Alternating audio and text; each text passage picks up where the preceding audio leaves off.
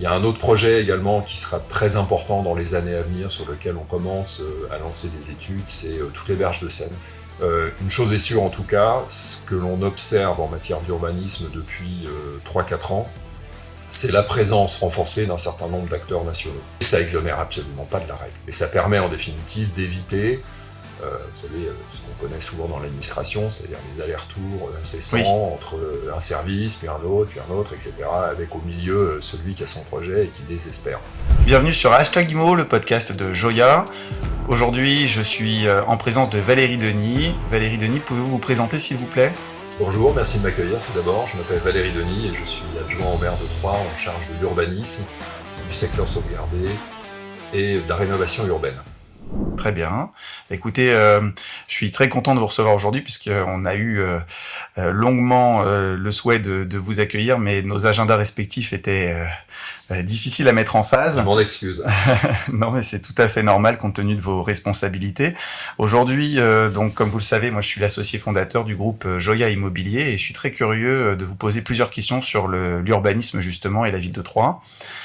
Tout d'abord, nous sommes situés, rue Voltaire, à l'entrée de la rue du Général de Gaulle, et on peut voir des transformations en cours sur le centre-ville. Est-ce que vous pourriez nous parler des grands chantiers de la ville de Troyes ?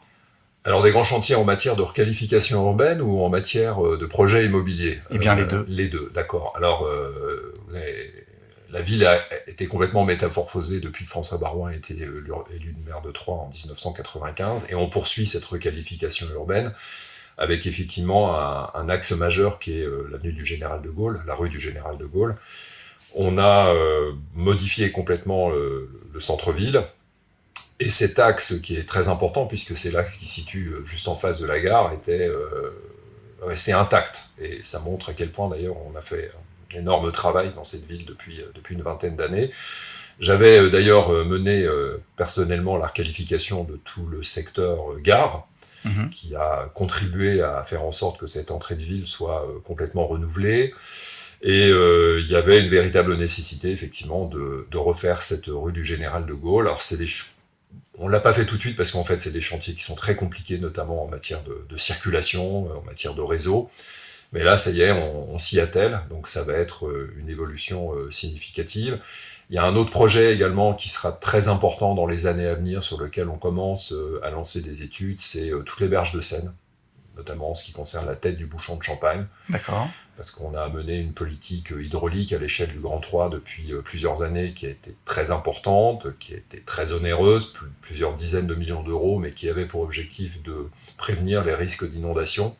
Et là, on arrive à une situation où on veut mettre en valeur, en définitive, cette présence de l'eau à Troyes, qui est historique, qui est même fondamentale, essentielle pour la ville. Donc il y aura dans les années à venir des travaux très importants autour des berges de Seine sur la tête du bouchon de Champagne. Et puis après, il y a plusieurs opérations de requalification de places. On s'interroge sur la place Audifred. Après, il faut être conscient qu'on a été quand même très pénalisé par le Covid. Très pénalisé également par l'inflation, et qu'aujourd'hui on a été obligé de tirer un peu sur l'élastique budgétaire pour faire en sorte qu'on fasse en 5 ans ou 6 ans ce qu'on avait prévu de faire en 4 ans. Voilà. Donc on a pris, non pas un peu de retard, parce qu'on a fait beaucoup de choses, mais en tout cas on va être prudent d'un point de vue financier. Après, sur les projets d'urbanisme, il y en a beaucoup. La grande difficulté, c'est que ceux qui sont sortis et ceux qui sont officiels sont déjà, bien évidemment, dans les médias locaux, voire les médias nationaux. En revanche, on a un certain nombre de gros projets qui sont sur le point de sortir, et malheureusement, la règle, pour vous en tout cas, la règle pour la ville de Troyes, c'est que on ne parle pas de ce qui n'est pas signé. Voilà. Donc on a bien évidemment des dossiers importants. Je pense en particulier les anciens magasins réunis. Oui. Qui sont situés en centre-ville, qui sont un peu à l'échelle de ce qu'on a connu avec la Bourse du Travail, un projet structurant à l'échelle du centre-ville. On a bon espoir. Voilà, je ne peux pas vous en dire plus. Une chose est sûre en tout cas, ce que l'on observe en matière d'urbanisme depuis 3-4 ans, c'est la présence renforcée d'un certain nombre d'acteurs nationaux. Ça, c'est très clair. Il y avait Vinci sur le pôle gare. On a également sur l'écoquartier un gros opérateur national qui a racheté l'ensemble des parcelles, et on a sur le secteur sauvegardé beaucoup de spécialistes en définitive de la loi Malraux, Je pense à Histoire et Patrimoine, le groupe CIR, qui montrent que la ville attire, en définitive. Alors oui, la ville attire et puis on a pu constater nous de près la rénovation du quartier gare puisqu'on est juste à la sortie de celle-ci. Je crois savoir qu'elle se termine plus ou moins. En tout cas, on voit que les bâtiments sont là. Il y a des choses qui vont être mises en place et notamment on parle beaucoup des commerces en rez-de-chaussée. Quelle va être la dynamique dans le secteur? Est-ce que vous avez des enseignes qui ont déjà projet de s'installer et qui peuvent être dites ici, puisque comme tout est secret, si c'est pas signé. Non, là c'est signé. Là c'est signé. Après, c'est de l'initiative privée. C'est-à-dire que nous, on a initié un mouvement important à la hauteur de 13 millions d'euros sur la requalification de l'ensemble du pôle gare, avec la création d'un pôle multimodal, la requalification des espaces publics, enfin, etc. Et en fait, on n'a fait qu'initier un mouvement qui est pris en relais, en définitive, par des acteurs privés importants, comme le groupe Vinci, autour de 3 projets. Un hôtel, bon, le nom de l'enseigne n'est pas encore complètement officiel, mais ça y est, c'est fait. Une résidence senior, je veux dire, qui va bientôt ouvrir, et une résidence étudiante qui est déjà ouverte. Alors après, se pose la question des rez-de-chaussée. Nous, c'est un souhait qu'on a émis, bien évidemment, en disant, voilà, c'est un peu compliqué quand on est au pied d'une gare de ne pas pouvoir s'acheter un sandwich. Maintenant, c'est une offre qui existe aussi à l'intérieur de la gare. Honnêtement, je sais pas. Je veux dire, je sais pas où ils vont exactement, mais je me dis que dans le cadre de la résidence senior, c'est pas impossible. Voilà. D'accord. Très bien. Écoutez, merci pour ces informations. Oui. Je vous ai entendu parler de l'eau. Oui. Est-ce que ça suit une volonté liée au climat, au changement climatique aussi, cette envie de mettre l'eau au cœur de l'urbanisme? Alors déjà, c'est une réalité historique et géographique. Historique parce que la ville, elle est née autour de l'eau, qu'au Moyen-Âge, on a dérivé le cours de la Seine pour faire fonctionner l'industrie de l'époque, les papiers, les tanneurs. Et puis c'est une réalité géographique, c'est-à-dire que notre ville, c'est toute chose égale par ailleurs, ça aurait pu être un petit Bruges, si dans les années 50-60, on n'avait pas comblé beaucoup de canaux, mais l'eau, elle est là. Voilà, l'eau est là. Et c'est moins un enjeu climatique que de prévention des risques d'inondation.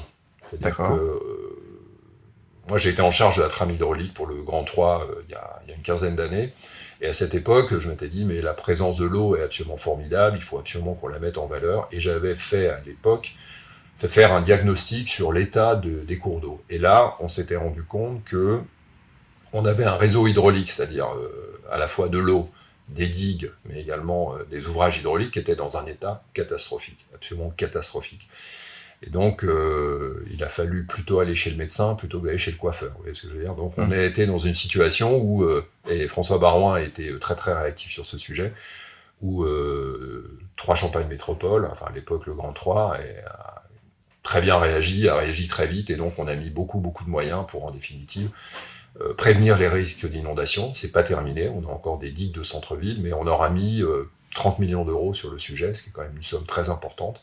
Et quand on voit les crues qu'on a connues les dernières années, je peux vous dire qu'on a bien fait. Voilà, parce que les digues et les ouvrages hydrauliques à l'échelle de Troyes, de l'agglomération, ça protège quand même 20 000 personnes, à peu près 400 entreprises, donc ça vaut quand même la peine de... Oui, j'ai souvenir, je crois, dans les années 2013, des crues avec tout ce qu'on avait pu observer, notamment sur la route direction Buchères, Saint-Pard, etc. Exactement. Là, heureusement qu'on avait fait des travaux, notamment au niveau de la digue de Fouchy, parce qu'autrement, on aurait eu un véritable problème. Et là, aujourd'hui, on réussit quand même à beaucoup mieux gérer ces pics de crues. Alors après, le jour où on sera face à une crue centenale type 1910, là, ça sera beaucoup plus compliqué. Mais en tout cas, pour les autres crues, on a fait ce qu'il fallait faire. On anticipe, très bien. Si on revient au centre-ville, nous on a une grosse clientèle d'investisseurs depuis quelques années déjà, et puis d'autant plus avec la montée des prix en région d'Île-de-France. On a beaucoup de gens d'Île-de-France qui viennent placer leur argent dans l'immobilier troyen. Vous avez parlé des grands acteurs nationaux qui s'installent ici pour faire des promotions, des rénovations. Tout ça c'est vendu à une clientèle aussi de gens qui souhaitent défiscaliser et rentabiliser leur investissement. Donc c'est très bien, on les accueille avec grand plaisir et on les finance même chez nous au groupe Joya. Par contre, ils ont souvent des questions sur ce centre-ville qui est protégé, qui est très protégé. Est-ce que au niveau des règles d'urbanisme, il y a des choses qui sont faites pour faciliter la vie de ces investisseurs au-delà des problématiques de conservation, je dirais, du patrimoine. Est-ce qu'il y a de l'accompagnement, notamment, je pense aux rénovations énergétiques, qui sont un gros sujet aujourd'hui, puisque la loi climat a retiré du marché de la location une partie des biens, et notamment des biens de centre-ville. Quelle folie. Qu'est-ce que vous en pensez, et à votre échelle, comment la ville accompagne les investisseurs ?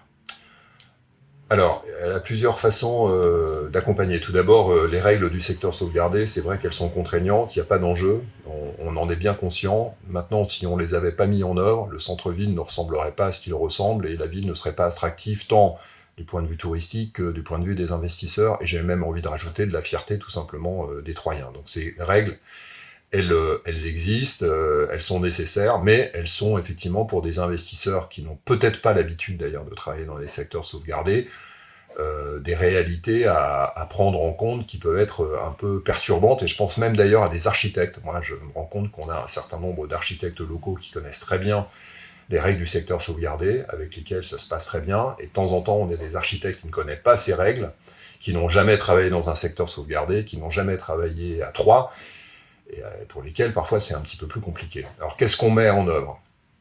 On met en œuvre en fait deux types d'outils. Tout d'abord, on met en œuvre un outil financier, c'est-à-dire que la ville a un dispositif d'aide, qui est d'ailleurs accompagné par la région et le conseil départemental, qui permet d'attribuer une subvention. Alors c'est des subventions bien évidemment qui permettent en définitive de financer les surcoûts qui sont liés à ces travaux. Voilà, à partir du moment où on n'accepte pas des enduits béton, on n'accepte pas des fenêtres PVC, etc., etc., etc., eh ben, la ville apporte une contribution qui peut aller jusqu'à 30% des coûts de travaux et qui permettent en définitive aux investisseurs de s'y retrouver. Voilà.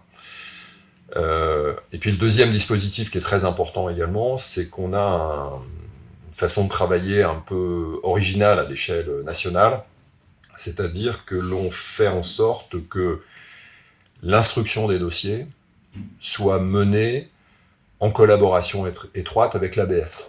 Voilà, parce qu'en définitive, celui qui signe sur un secteur sauvegardé, in fine, c'est moi, mais si j'ai pas l'accord de l'ABF, ma signature ne vaut strictement rien. Donc on a compris au fil du temps que il fallait que à la fois le service municipal qui instruit, donc le secteur du secteur sauvegardé, et l'ABF travaillent la main dans la main. Et c'est ce qu'on fait en définitive à travers des commissions mixtes. Mais ça exonère absolument pas de la règle. Mais ça permet en définitive d'éviter, vous savez, ce qu'on connaît souvent dans l'administration, c'est-à-dire des allers-retours incessants entre un service, puis un autre, etc., avec au milieu celui qui a son projet et qui désespère.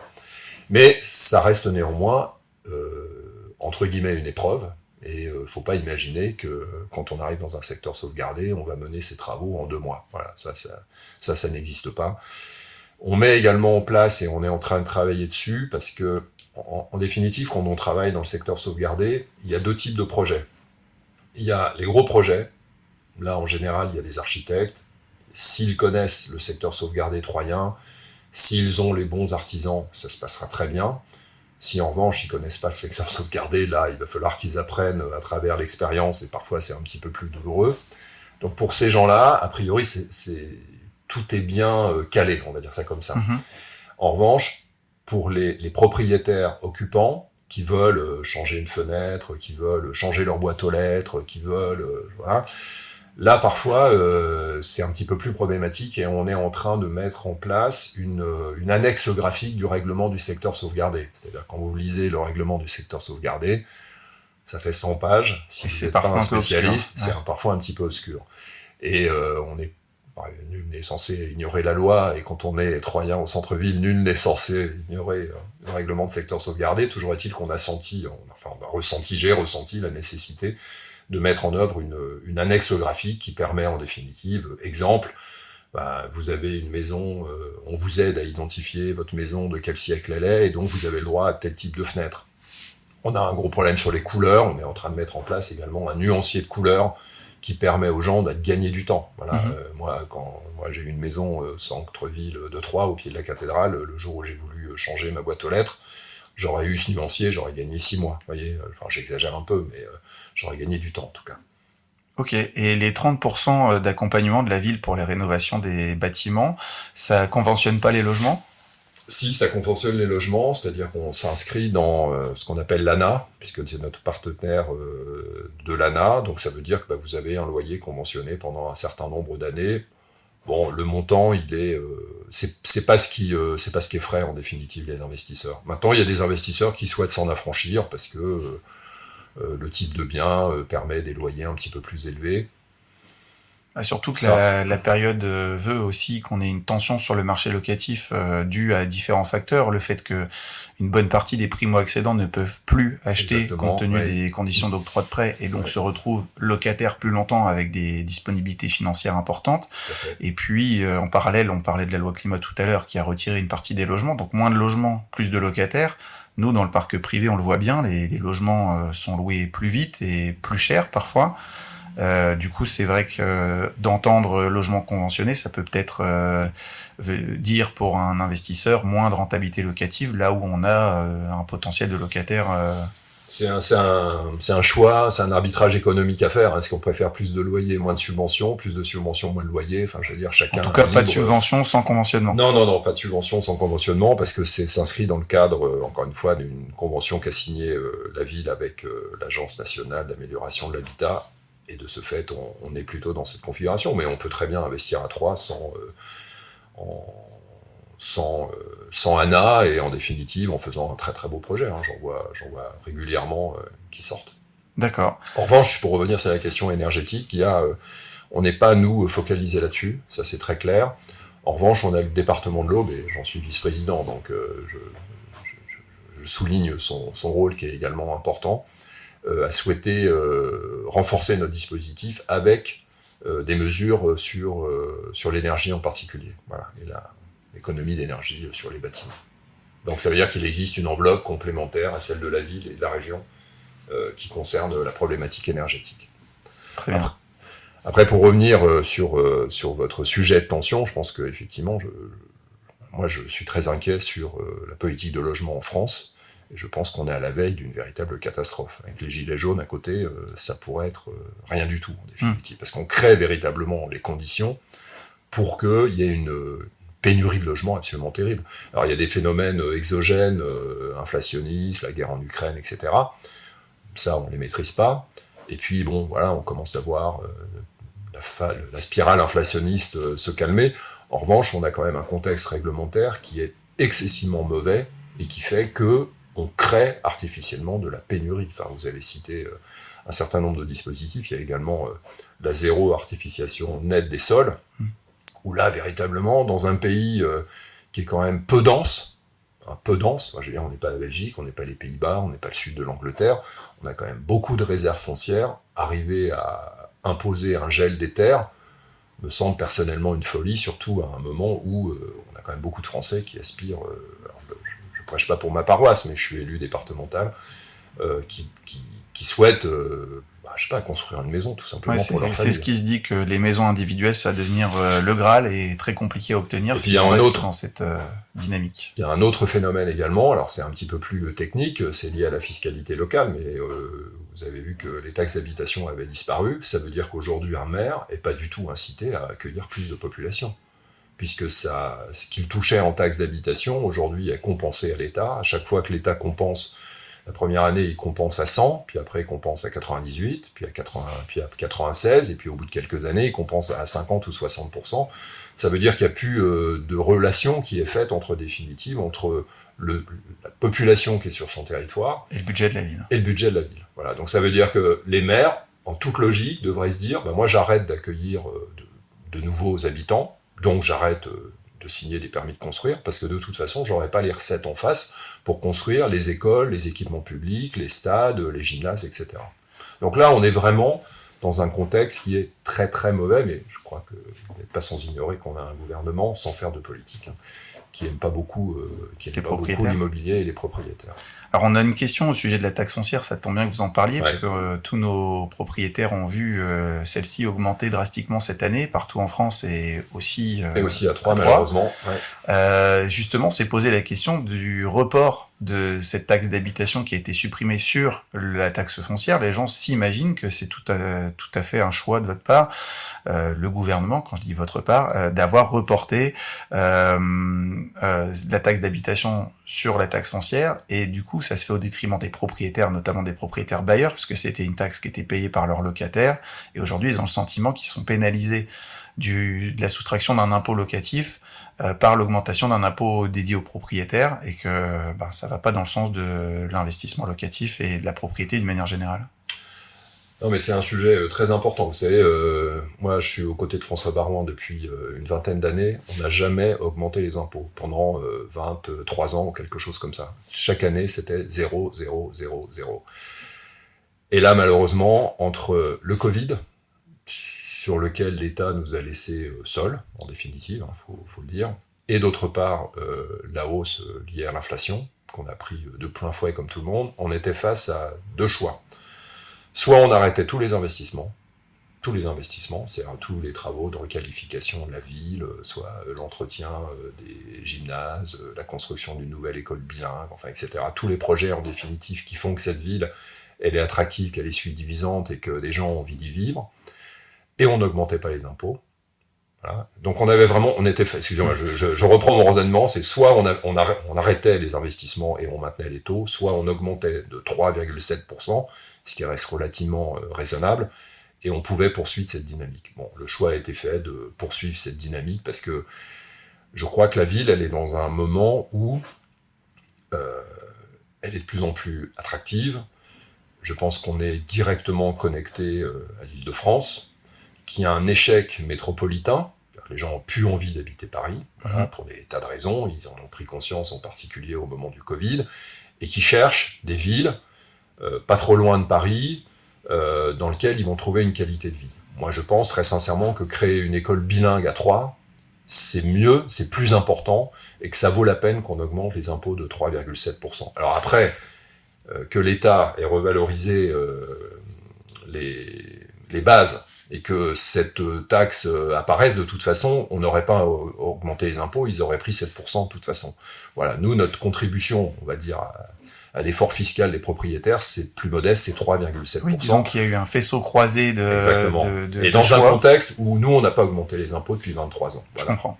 Donc si on le ramène à une augmentation par 23 ans, c'est quand même hyper modeste. Voilà. Je comprends.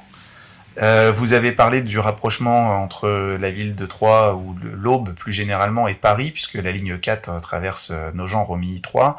On en parle de l'électrification de la ligne. Est-ce que vous avez des intelligences à nous donner de ce côté-là ? On en parle et elle se fait. Enfin, je veux dire, elle est électrifiée maintenant sur une moitié, bon, côté francilien, mais sur une moitié. Et là, les travaux de la deuxième tranche, en définitive, qui vont jusqu'à Troyes. Alors après, au-delà, on ne sait pas, mais en tout cas, jusqu'à Troyes, les travaux vont débuter en 2024, fin 2024, et ce sera opérationnel fin 2027, début 2028.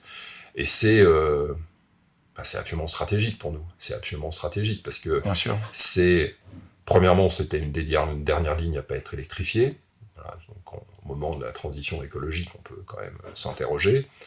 Et puis pour nous, Troyens, pour nous au bois, parce que ça impacte également l'ouest, particulièrement l'ouest du département, Romilly, Nogent, enfin, qui sont vraiment encore plus proches de l'Île-de-France. C'est pour nous stratégique parce qu'il faut quand même rappeler que la France, l'Île-de-France, c'est 34% du PIB.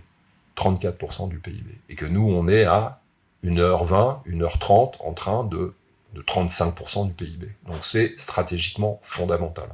Il faut que nos entreprises puissent librement circuler à Paris. Il faut que des entreprises puissent éventuellement installer un back-office à Troyes, quitte à conserver une structure commerciale à Paris. Et il faut que des gens qui, grâce au Covid quelque part et au développement du télétravail, puissent installer leur famille à Troyes, mais puissent également aller à Paris de façon sécurisée et rapide. Donc on va donner tort à notre précédent invité sur ce podcast, Laurent Vittenet, qui disait qu'il n'était pas sûr de voir la ligne électrifiée de son vivant. Laurent est très sympathique, mais il n'a peut-être pas les mêmes informations que nous. Très bien.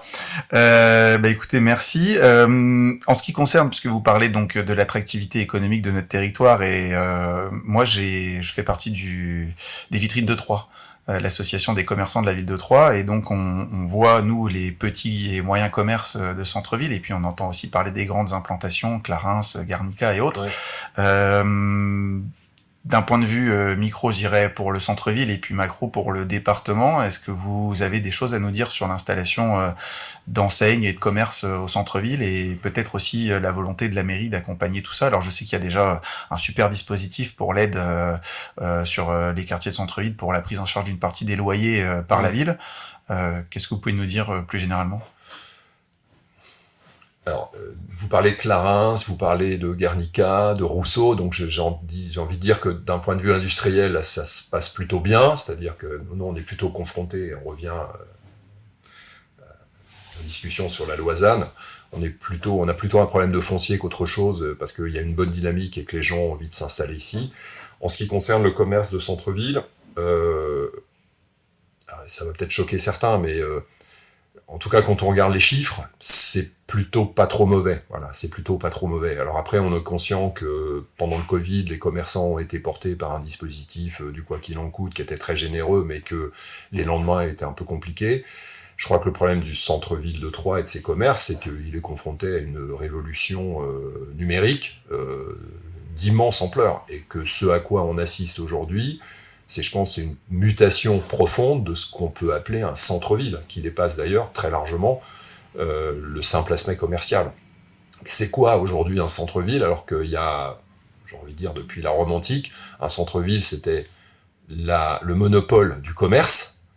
C'est quoi aujourd'hui un centre-ville ? Et donc le centre-ville de Troyes, à un moment où on a des acteurs comme Amazon qui bouleversent complètement le commerce. Oui, ou des grandes zones périphériques. Ou des grandes zones périphériques, c'est vrai, sur lequel d'ailleurs Troyes Champagne Métropole a signé un moratoire. C'était pas facile parce que il y a les élus du centre de Troyes et puis après les élus de la périphérie qui ont envie de développer également leur commune. En tout cas, il y a un consensus du fait que il y a suffisamment de périphérie commerciale à Troyes et qu'il ne faut pas sacrifier bien évidemment notre centre-ville, mais ça pose quand même la question de la mutation. C'est quoi aujourd'hui un centre-ville en 2023 et en 2030 et en 2040 ?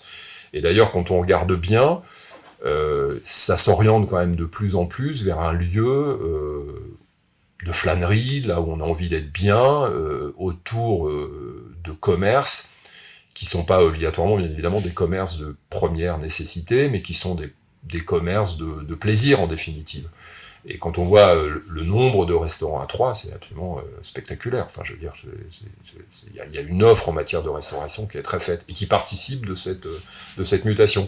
Moi, il y a également un autre sujet sur lequel je crois, c'est le fait que, si on part du principe qu'on n'aura plus autant de commerce qu'on en a eu dans les années 70, hein, et c'est une évidence partout, je pense qu'il faut également travailler, ça commence à se faire, sur des rez-de-chaussée qui sont en définitive dédiés à des activités tertiaires. D'accord. C'est-à-dire, je pense qu'on a des exemples d'ailleurs. Vous prenez rue de la Cité, vous avez des gens qui sont installés, qui font des bijoux par exemple. Mais ils font des bijoux, c'est un petit atelier de bijoux, et ces gens-là, ils font 90% de leur chiffre d'affaires sur Internet.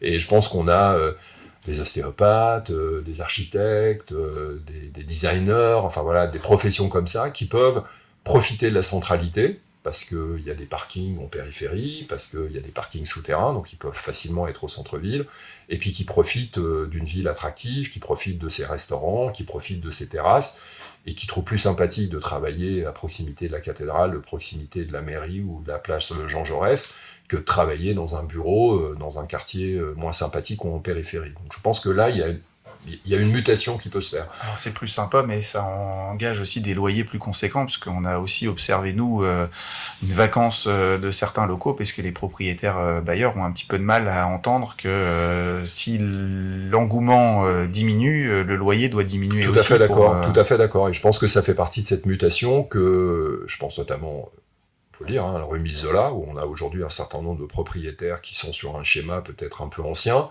et qui partent du principe que leur commerce doit leur apporter je ne sais pas combien de milliers d'euros par mois. Et je pense qu'aujourd'hui, on est dans une phase d'adaptation, et que ça concerne bien évidemment la remise de l'âme, mais que ça concerne également beaucoup d'axes secondaires, notamment dans la tête du bouchon de Champagne, dans lequel on a eu du commerce, parfois du commerce de bouche, ou enfin voilà, des commerces qui aujourd'hui ont disparu, et qui sont parfaitement adaptés, parce que c'est des cellules de 50 mètres carrés, 100 mètres carrés, parfois avec une possibilité d'avoir un premier étage, qui sont parfaitement adaptés en activité tertiaire. Et ça participe directement à la fois de la qualité de vie de ces prestataires de services, de leurs clients, et puis de la dynamique de la ville. Très bien. Bah, écoutez, une dernière question. Nous, dans le groupe Joya, nous sommes en train d'ouvrir une conciergerie immobilière dont le but est d'accompagner les propriétaires qui font de la location courte durée. Et j'ai pu observer dans les autres villes où se trouvent nos agences, notamment à Paris, qu'une partie des rez-de-chaussée commerciaux sont parfois transformés en habitations pour la location courte durée, puisque ce sont déjà des locaux qui ont une activité commerciale. Comment se positionne la ville vis-à-vis de ce type de transformation? C'est possible, pas possible? C'est encouragé ou pas du tout? Alors aujourd'hui, on est dans une phase d'observation sur le sujet. On a tout fait pour que la ville soit séduisante, et on a tout fait pour que la ville, le département, soit de plus en plus touristique, et ça marche. Voilà. Moi, je pense que d'un point de vue du tourisme, on a un très bon positionnement. On n'a pas la mer, on n'a pas la montagne, mais on s'inscrit parfaitement dans ce que Jean-François Rial, qui est le président de Voyageurs du Monde, appelle le pas de côté. C'est-à-dire qu'aujourd'hui, les gens, ils veulent du pas de côté. Ils en ont marre d'aller à Paris, ils en ont marre d'aller dans les grandes villes, ils veulent découvrir des choses, des villes, des paysages, des destinations en définitive moins courues. Et nous, on coche tout bon. C'est-à-dire qu'on a un patrimoine fantastique, on a un centre-ville qui est merveilleux, on est à proximité du Champagne, on a des lacs pas loin, etc. Donc nous, on coche tout. Et d'ailleurs, ça se voit. C'est-à-dire que les chiffres en matière de tourisme croissent de façon très très importante. Mais pour accueillir des touristes, il faut qu'il y ait de l'hébergement. Donc on fait tout pour qu'il y ait une montée en gamme en matière d'hébergement, et il y a bien évidemment la solution type Airbnb. Voilà. Aujourd'hui, il y en a de plus en plus, ça c'est manifeste, pas que dans le centre-ville d'ailleurs, c'est assez surprenant, parce que moi j'ai demandé une carte il y a peu de temps aux services municipaux, et on se rend compte que ça touche toute la ville, alors parfois avec des nuitées très modestes, à 25 ou 30 euros. Aujourd'hui, on est vraiment en phase d'observation. On considère que ça ne nous crée pas aujourd'hui, a priori, de tension trop forte en matière de marché immobilier, même si, encore une fois, le contexte il se prête plutôt à une tension en matière immobilière. Et je pense que d'ici 6 mois, 1 an, on sera amené à prendre une position sur le sujet, en définitive. C'est-à-dire, est-ce qu'on continue comme ça, parce qu'il y a un certain nombre de propriétaires troyens qui trouvent leur compte. Est-ce qu'on commence à réguler? Voilà. Pour l'instant, on est vraiment en phase d'observation, et d'ailleurs, depuis 1 an, 1 an et demi, on a obligé le propriétaire qui voulait changer d'usage, et notamment faire de l'hébergement touristique, à demander une autorisation municipale que je signe et que j'autorise à chaque fois, mais qui nous permet en définitive de prendre la mesure de ce qui se passe à l'échelle de la ville. Bon, maintenant, on n'est pas du Breuvenic, on n'est pas Barcelone, voilà. Donc, ou New York, qui vient de l'interdire voilà, complètement. Exactement. Donc on n'est pas dans cette situation-là. Mais voilà, ça participe du développement touristique, mais il ne faut pas non plus que ça vienne en... Donc on fait bien d'ouvrir maintenant. On sait que dans 6 mois, 1 an, le coup près tombe. On sera là pour accompagner les propriétaires en fonction des décisions qu'auront pris les élus. Voilà, je vous dirai ça. Et d'ailleurs, vous parlez de la réglementation de la courte durée et du document que vous signez dans le cadre du changement d'usage. On peut observer dans plusieurs villes du département le déploiement du permis de louer. Est-ce que ça, c'est aussi un sujet sur la ville de Troyes? Mais vous êtes bien informé. C'est un sujet que j'ai proposé au maire, en tout cas. Voilà. D'accord. Donc, vous dire qu'on ira ou on n'ira pas, je ne sais pas, mais c'est un sujet que j'ai proposé au maire. Donc c'est sur la table. C'est sur la table, exactement. Ok, je pense qu'on peut finir avec ça. Je ne sais pas si vous avez d'autres informations pertinentes que vous souhaitez partager à notre auditoire. Elles sont confidentielles, donc je ne peux pas vous les dire, mais en tout cas, merci pour votre invitation. Je trouve le format très sympathique et votre démarche très intéressante. Merci pour votre présence. C'était #IMO avec le groupe Joya Immobilier. Au revoir Valérie Denis. Au revoir, à bientôt.